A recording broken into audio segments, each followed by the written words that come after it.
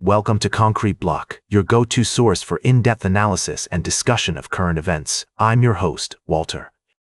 Today, we're diving into a complex web of international politics and economics as we examine the recent midterm elections in Argentina and the significant role played by U.S. President Donald Trump.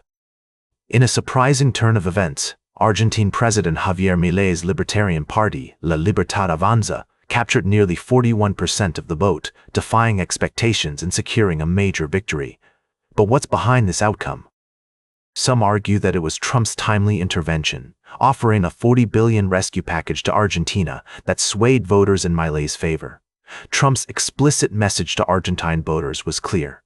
If Milei didn't win, the U.S. would withdraw its economic support. This move has been criticized by some as blatant meddling in Argentina's electoral process. However, others see it as a shrewd political maneuver that paid off, with voters opting for the perceived stability and security offered by Milei's alliance with Trump. To understand the implications of this development, let's consider the broader context.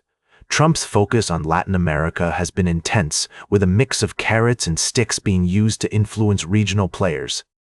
From the naval buildup off Venezuela's coast to the imposition of tariffs on Brazil, Trump's approach has been characterized as a distinctly 19th-century style of diplomacy.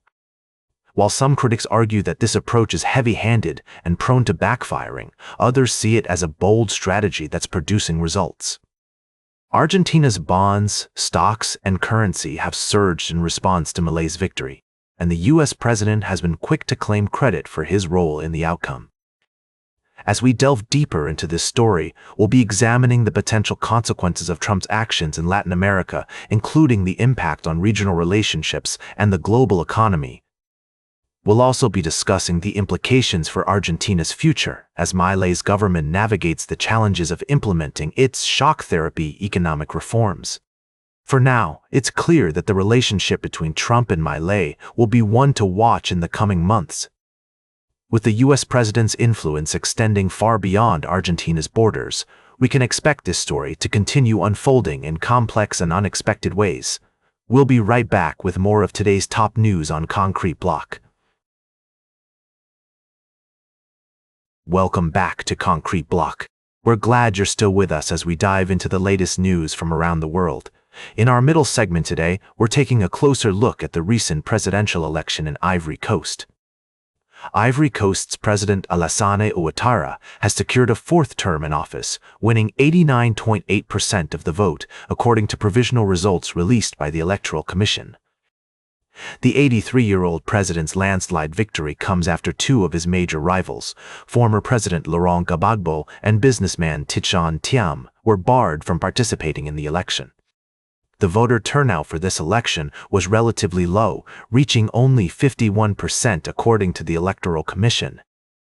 This low turnout may be attributed to the boycott called by Gbagbo and Thiam's parties, who denounced the election as a civilian coup d'état and stated that they would not recognize Ouattara as a validly elected leader. It's worth noting that President Ouattara was originally restricted to serving 2 terms, but a 2016 constitutional overhaul allowed him to seek re-election in 2020. This move has been criticized by some as an attempt to consolidate power and undermine democratic institutions in the country. As we examine this story, it's essential to consider the complexities of Ivory Coast's political landscape and the potential implications of this election on the country's future. While some may view President Ouattara's re-election as a sign of stability, others may see it as a setback for democracy and the rule of law. We'll continue to monitor the situation in Ivory Coast and provide updates as more information becomes available. In the meantime, we encourage our listeners to think critically about the role of leadership and the importance of democratic processes in shaping the future of nations around the world. Stay tuned for our final story of the day, right here on Concrete Block. Welcome back to Concrete Block. I'm your host, Walter. We're wrapping up today's show with a look at the latest developments in the U.S.-China trade saga. It's been a wild ride, folks, but it seems like we might be seeing some light at the end of the tunnel. According to recent reports, the U.S. and China have reached a framework for a trade deal that could prevent a broader trade war. The details are still sketchy, but it appears that China will make substantial purchases of U.S. soybeans, which is a big win for American farmers. In return, the U.S. will avoid imposing 100% tariffs on Chinese goods, which would have had far-reaching consequences for the global economy. Now, I know some of you might be thinking, but Walter, this all sounds too good to be true, and you're right to be skeptical. After all, we've seen plenty of false starts and broken promises in these trade talks before, but Treasury Secretary Scott Bessent seems confident that this deal will stick, and that's a positive sign. The market certainly thinks so, anyway. The S&P 500 hit a record high on Monday, with tech companies like Tesla, Alphabet, and Nvidia leading the charge. Gold prices, on the other hand, took a tumble, which suggests that investors are becoming less risk-averse and more optimistic about the future. Of course, there are still plenty of unanswered questions here. What exactly does substantial mean when it comes to China's soybean purchases, and how will this deal affect other aspects of the U.S.-China trade relationship? We'll be keeping a close eye on these developments in the days and weeks to come. For now, though, it seems like we can breathe a collective sigh of relief.